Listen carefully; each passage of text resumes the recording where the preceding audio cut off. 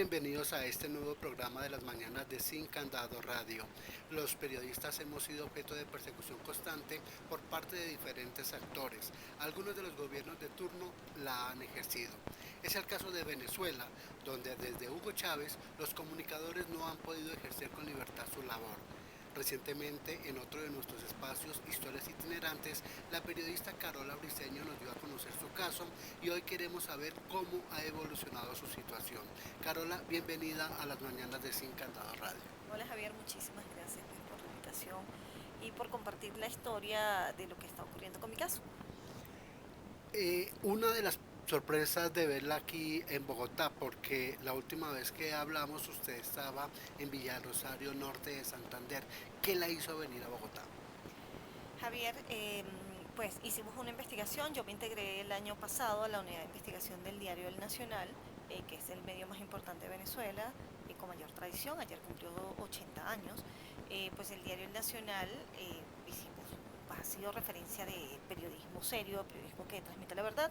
Hicimos una investigación y a partir de esa investigación empezó toda una campaña de difamación, de descrédito en mi contra y en contra de la unidad de investigación, de quienes conformamos la unidad de investigación, y empezaron amenazas y persecución por parte del régimen de Nicolás Maduro. La investigación tenía que ver justamente sobre los socios del hijo de Nicolás Maduro y los movimientos de dinero que es extraído de Venezuela y sacado a nivel internacional, a pesar de las sanciones, pues digamos, por rutas con las que están evadiendo las sanciones internacionales. Hemos visto a través de sus redes sociales que ha intentado que la Agencia de Naciones Unidas para los Refugiados, ACNUR, atienda su caso y la reubique en otro país. ¿Por qué en otro país y no en Colombia? Fíjate, Colombia ha sido un país maravilloso que me ha abierto las puertas. La gente de Colombia me abrió las puertas y hubo gran apoyo hasta, hasta el momento de la investigación que empezó la persecución. Cuando empieza la persecución, pues ha habido una situación bien compleja porque ha habido muchísima hostilidad, muchísimos problemas para estar en Colombia.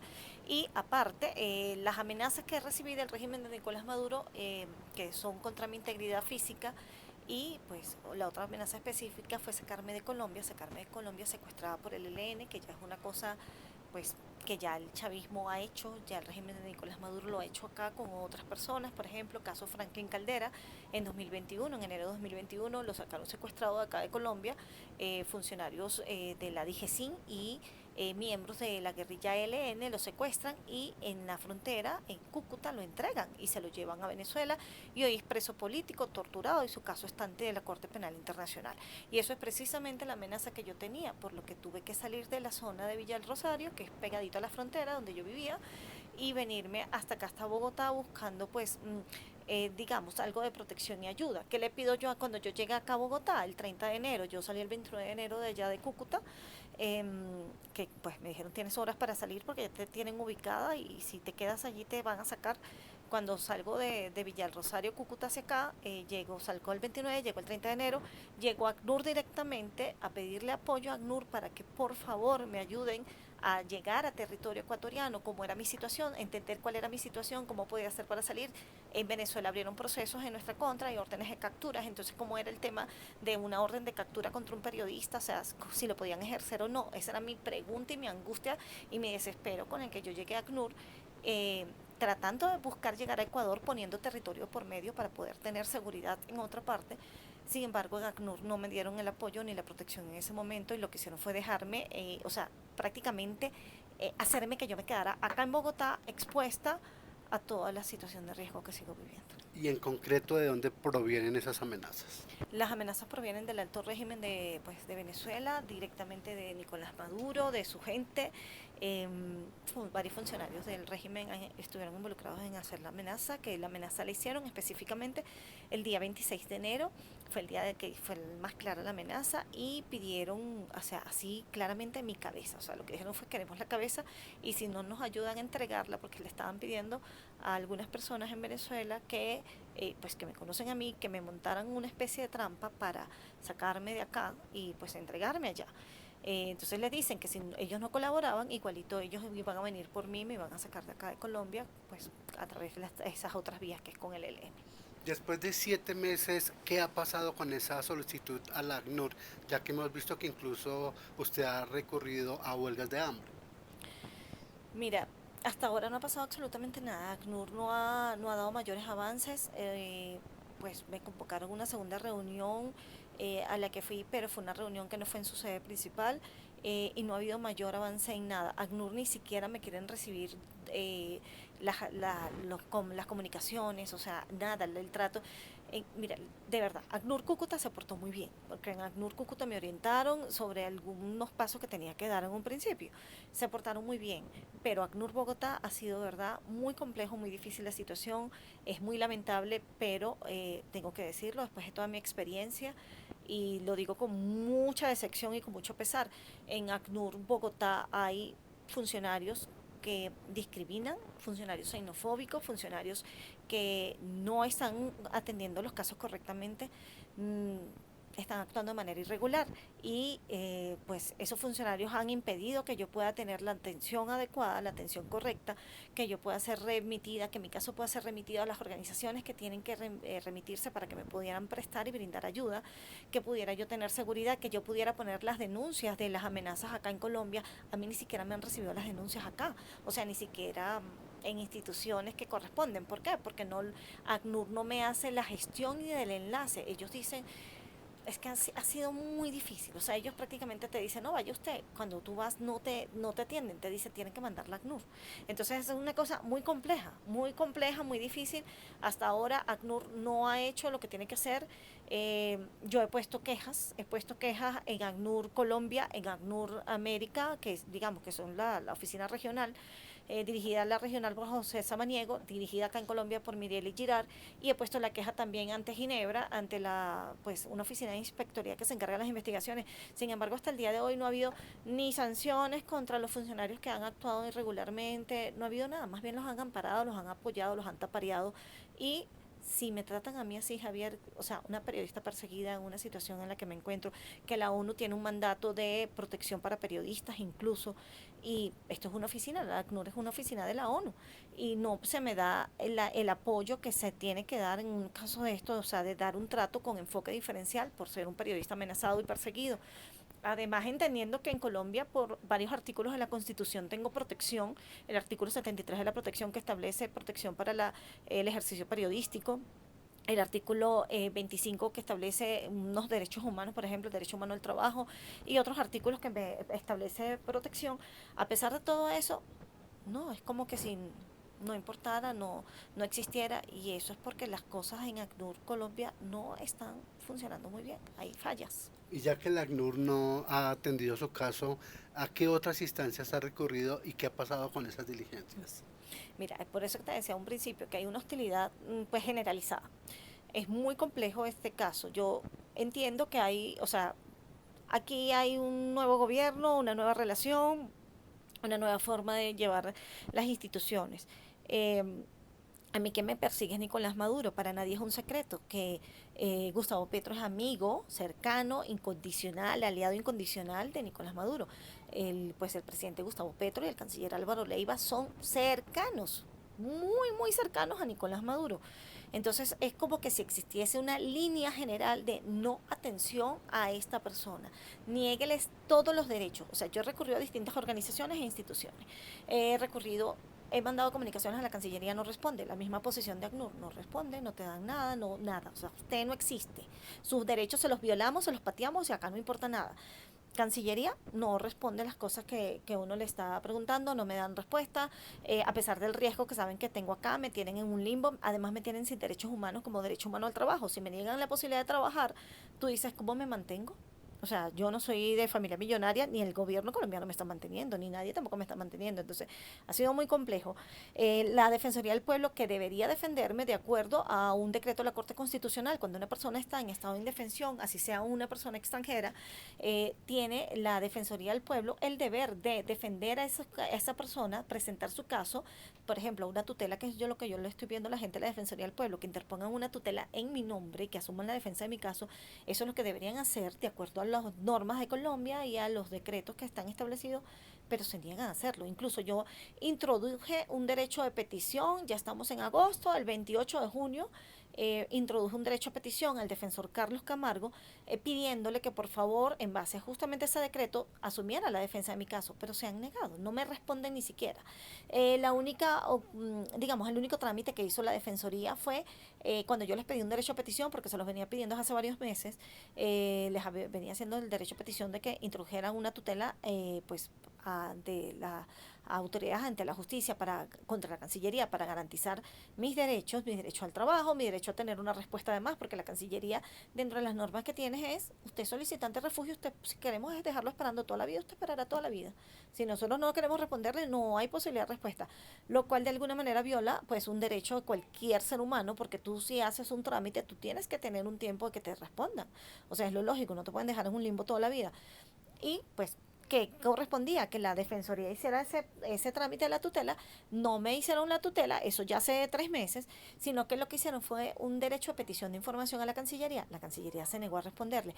La defensoría, de acuerdo a una de las normas internas de actuación entre la Cancillería y los demás órganos, la Cancillería debía responderle a la Defensoría del Pueblo porque es un órgano de control, en 5 días. 5 días ni siquiera hábiles, sino contados, o sea, directos. Resulta ser que la Cancillería decidió no responder. Lo que correspondía era, ante esa situación, era que la Defensoría del Pueblo introdujera una tutela de la Defensoría del Pueblo, no que yo fuese por mi cuenta a introducir la tutela, sino que la propia Defensoría del Pueblo introdujera la tutela para exigir respuesta pues, ante ese trámite que la Cancillería está negándose a responder y la defensoría también se niega. Por eso que te digo, es como que si existiese una línea desde arriba a esta persona no se le da la oportunidad de defensa, no se le da la oportunidad de que defienda sus derechos, no se le da la oportunidad de que tenga apoyo, de que tenga recursos, nada, ni que trabaje ni nada. O sea, usted muérase, pero no tiene derecho a nada. Muy complejo, muy duro, porque no consigo respuesta. O sea, la realidad es que me están violando derechos humanos acá en Colombia, están violando la Constitución, varios artículos de la Constitución, el artículo 13, porque por haber salido desplazada de la zona de la frontera, pues me convierto también que además en una desplazada interna, o sea, y por eso entonces debería ser sujeto de protección especial de acuerdo a la Constitución en el artículo 13, tengo la protección del artículo 73 de la Constitución como periodista, tengo varios artículos que me garantizarían pues la protección y no se me da, o sea, se me está violando y se me está violando en todas las instancias, incluso en la Defensoría del Pueblo, que deberían ser los primeros que garanticen la protección y la defensa de mis derechos humanos. ¿Hay otras instancias internacionales a las que ha recurrido? Mira, estoy tratando de justamente de buscar apoyo para poder llegar ante la Comisión Interamericana de Derechos Humanos y presentar este caso como una violación de Colombia a mis derechos humanos. Pero yo, por ejemplo, también he recurrido a organizaciones como la OIM pidiéndoles, haciéndole un derecho a petición para que por favor me den información sobre un programa que ellos tienen para resentamiento, para ver si con ese programa pues, existe una solución para mi caso. Sin embargo, tampoco me han dado respuesta. Ni la OIM ni el Servicio Jesuita de Refugiados sí me dio respuesta y sí me dio alguna ayuda, pero me dijeron que ellos no podían asumir mi caso para ayudarme a tener protección en otra parte. He recurrido a otras organizaciones también buscando apoyo, organizaciones de periodistas, pero las organizaciones de periodistas no han podido hacer. Recurrí a Reporteros Sin Fronteras y fue muy lamentable hasta ahora. Pues la respuesta que tuve de Reporteros Sin Fronteras, su delegada acá en Colombia, no me mandó un correo diciendo que iba a darme una ayuda y la ayuda nunca la dio. Se dijo que pues en algún momento cuando yo hice la huelga de hambre fue muy complejo porque de Reporteros Sin Fronteras en Cancillería estaban diciendo, porque lo primero que hacían era no aceptarme ni siquiera el trámite, o sea, ni siquiera recibirme el trámite, a pesar de que yo ya lo había presentado, me lo rechazaban porque decían que yo no había dado un paso que era renunciar al PPT, que era el permiso temporal de protección, y yo ya había renunciado a eso el mismo 25 de enero. Un día antes incluso de la amenaza, que fue un día que en Venezuela detuvieron a 3 personas del periódico por la investigación que nosotros habíamos hecho. O sea, así como que, como no nos podían detener a nosotros, los estaban deteniendo a ellos, y lo que le preguntaba, una de las cosas que le preguntaban a ellos era, pues la dirección, querían saber la dirección de nosotros, de la unidad de investigación. Y los únicos, o sea, de la unidad de investigación, los otros están en España y la única que estaba en Colombia, en la frontera cerca, que el régimen podía agarrar era a mí. O sea, la dirección que querían era la mía. Que pues, la lograron obtener el 28 y por eso fue que yo tuve que salir de allá. Pues nada, yo recurrí entonces a Reporteros Sin Fronteras y en Cancillería, cuando yo hice la huelga de hambre el día 3 de febrero, 3 y 4 de febrero, la respuesta que le daban a periodistas cuando los periodistas trataban de preguntar, periodistas colombianos trataban de preguntar por qué razón me tenían, pues yo tenía pues una situación tan compleja con la Cancillería, que la Cancillería no me da respuesta y ACNUR no da respuesta, o sea, que qué pasaba. Y lo que respondían era que yo quería irme de viaje por Europa, que yo estaba enferma, que era una enferma psiquiátrica y que tomaba gotas, cosa absolutamente falsa porque nunca he sido ni paciente psiquiátrica, ni tengo problemas psiquiátricos ni psicológicos de ningún tipo, ni tampoco he tomado gotas de ningún tipo, pero esa era parte de las respuestas que daban. Y las otras respuestas que daban era que yo era manejada por María Fernanda Cabal y por el grupo del uribismo y que yo lo estaba haciendo para atacar a Petro y que eso era mentira, que estábamos siendo perseguidos en Venezuela. Cuando yo le pregunto a los periodistas que me decían, mira, esto es lo que están diciendo de Cancillería, yo le pregunto a los periodistas, pero qué locura, ¿cómo van a decir una cosa de esa? Yo eso jamás, ¿cómo se les ocurre decir algo de eso? O sea, ¿quién dijo eso? Uno de los periodistas me dice, entiendo que fue Reporteros Sin Fronteras quien le dio la versión a Cancillería. Y a partir de ese momento fue muy complejo, porque, digamos, Reporteros Sin Fronteras tenía que apoyarme y defenderme. Y no ha sido así, a pesar de que habían mandado un correo diciéndome que me iban a apoyar y que me iban a ayudar, y pues hasta ahora, hasta el día de hoy, no ha sido así. Yo no he recibido ningún tipo de apoyo concreto, Reporteros Sin Fronteras. Y bueno, he buscado apoyo en otras instancias y organizaciones, no, incluso organizaciones de la sociedad civil, defensoras de derechos humanos, defensoras de periodistas, para por lo menos presentar, o sea, aunque sea presentar el caso ante la Comisión Interamericana de Derechos Humanos y que bueno, que esta situación digamos, que se pueda tratar y resolver en otra instancia. Sin embargo, no me han prestado tampoco apoyo. Ninguna organización en Colombia, dentro de Colombia, quiere prestar apoyo para que se pueda presentar mi caso, que sería para una petición de medida cautelar urgente ante la Comisión Interamericana de Derechos Humanos. Ni siquiera para eso me han querido prestar apoyo. Bueno, ese es su caso personal, pero ¿qué diferencia hay entre los ciudadanos venezolanos que han permanecido en Colombia con estatus de protección temporal y el suyo? Hay una diferencia importante porque ¿qué sucede? Yo soy solicitante de refugio y la gente a veces confunde a un solicitante de refugio con un migrante. Son dos estatus distintos, son dos situaciones distintas y son dos motivos distintos. Una persona migra y cuando migra tiene todas las condiciones pues para establecerse en otro país por su propia cuenta, pues para poder desarrollar una vida en otro país tranquilamente.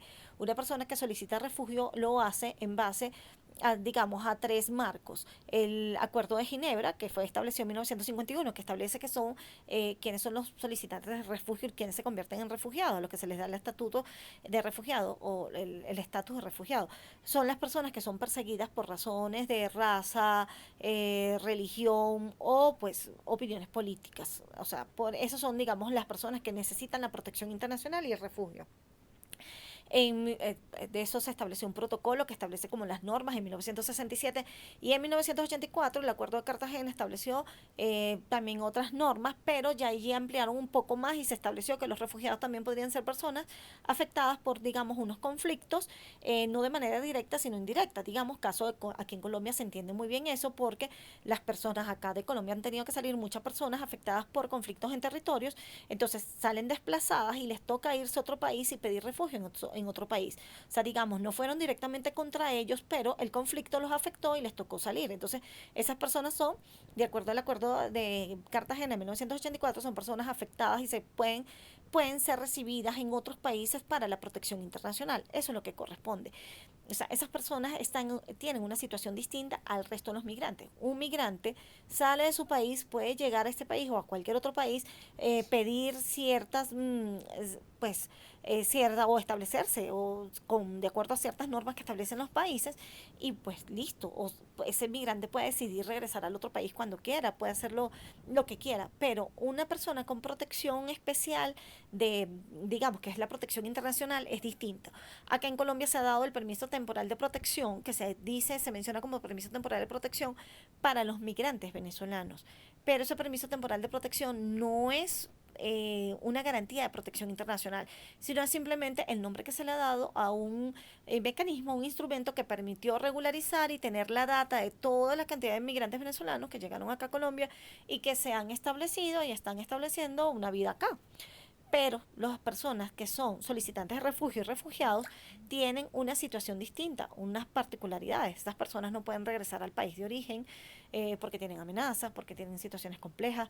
Estas personas además tienen unas situaciones difíciles y necesitan que los estados donde los reciben le den protección. Por ejemplo, de acá de Colombia, entre 2000 y 2010, si mal no recuerdo, salieron más de 100.000 ciudadanos colombianos como refugiados a Ecuador, y Ecuador los recibió, y Ecuador le dio todo el apoyo a los colombianos que salieron de los territorios por distintos conflictos y llegaron a Ecuador. Les dieron inmediatamente la opción de poder trabajar, o sea, les reconocieron sus derechos humanos al trabajo, a la alimentación, a la vivienda, o sea, se les dio la oportunidad que la gente lo pudiera hacer. Lamentablemente acá en Colombia eso no está pasando con los solicitantes de refugio.